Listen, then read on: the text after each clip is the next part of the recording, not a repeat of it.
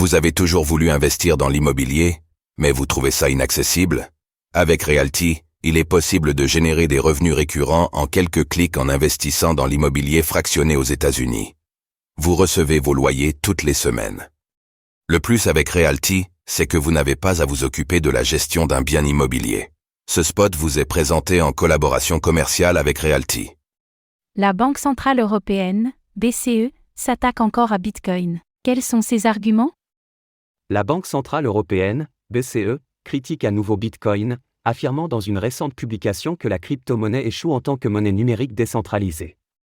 Ces critiques semblent refléter une vision erronée de la nature et du rôle du BTC, ignorant les fondements ainsi que les avantages économiques, sociaux et énergétiques de la crypto-monnaie.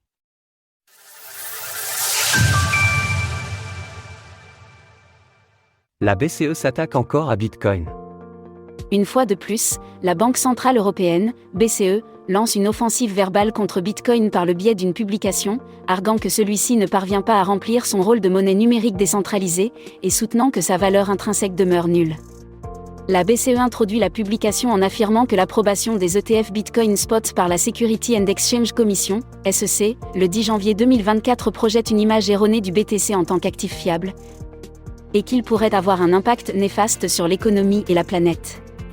Le post du compte X de la BCE diffusant cette publication a rapidement accumulé plus de 3 millions de vues et suscité plus de 5000 commentaires, dont la majorité venant de la communauté Bitcoin réagissant de manière ironique aux arguments avancés sur le site de la Banque centrale européenne.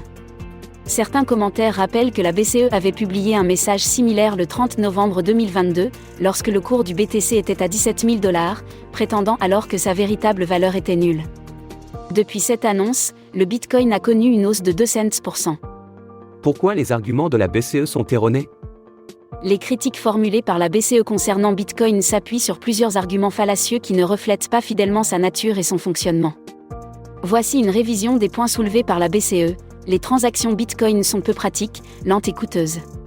En effet, les transactions Bitcoin sur la chaîne principale se valident en moyenne toutes les 10 minutes et peuvent parfois coûter plusieurs dizaines de dollars en frais. Toutefois, il est crucial de reconnaître que le réseau Bitcoin n'a pas été conçu pour des transactions instantanées. Cette fonction est déléguée à des solutions de seconde couche, Layer 2, comme le Lightning Network, qui rendent les transferts de BTC quasi instantanés et presque sans frais. De plus, concernant le système bancaire traditionnel, notons que même si les transactions bancaires peuvent apparaître en seulement quelques secondes sur nos comptes respectifs, elles ne sont réellement confirmées qu'après un délai de 24 à 48 heures. Bitcoin est majoritairement utilisé dans des activités illicites. Cela est contredit par les données de Chainalysis, selon lesquelles seulement 0,34% des transactions en crypto-monnaie sont impliquées dans des activités illégales. Un taux nettement inférieur à celui observé pour les monnaies fiduciaires, environ 3100 milliards de dollars, soit 3,44% du PIB mondial, ont été associés à des activités illicites en 2023. Sur ce point, la publication de la BCE semble se contredire elle-même, en affirmant au sein d'une même phrase que Bitcoin facilite les activités illicites, tout en reconnaissant que ces transactions sont facilement traçables. Par conséquent, Bitcoin a été un outil maudit pour l'anonymat, facilitant les activités illicites et entraînant des poursuites judiciaires contre les contrevenants grâce au traçage des transactions. Bitcoin est un mauvais investissement car il ne génère pas de flux de trésorerie comparé à l'immobilier ou aux dividendes des actions. En effet, le BTC est un actif rare, avec une offre limitée à 21 millions d'unités. Il a démontré une capacité à conserver de la valeur sur le long terme, malgré sa volatilité à court terme. Le BTC a performé de presque 1500% pendant les 5 dernières années, contre plus 82% pour la bourse française intégrant les dividendes, CAC 40 GR. Bitcoin serait nocif pour l'environnement. Un argument souvent utilisé quand ses détracteurs s'intéressent au minage et au Proof of Work, POW. Bien que le réseau Bitcoin consomme plus de 150 TWh par an, l'industrie du minage est aujourd'hui un outil permettant de développer l'industrie des énergies renouvelables ainsi que de réduire le gaspillage d'énergie fossile. Le cours du BTC est manipulé. La BCE avance cet argument en mentionnant que le volume d'échange a fortement diminué en 2023 par rapport à 2021. Elle cite également une hypothèse de Forbes, selon laquelle 51% du volume d'échange de Bitcoin proviendrait de robots de trading.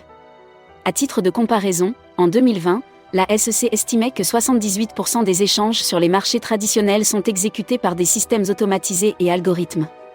Autrement dit, ce volume est de facto en baisse. Enfin, La publication avance qu'à défaut de pouvoir limiter Bitcoin, il devrait être envisagé de sanctionner les entreprises de minage qui confirment des transactions impliquées dans des activités illicites. Une mesure qui pourrait sérieusement compromettre la résistance à la censure du réseau Bitcoin sur une base arbitraire. Source: Banque mondiale, Nasdaq. Retrouvez toutes les actualités crypto sur le site cryptost.fr.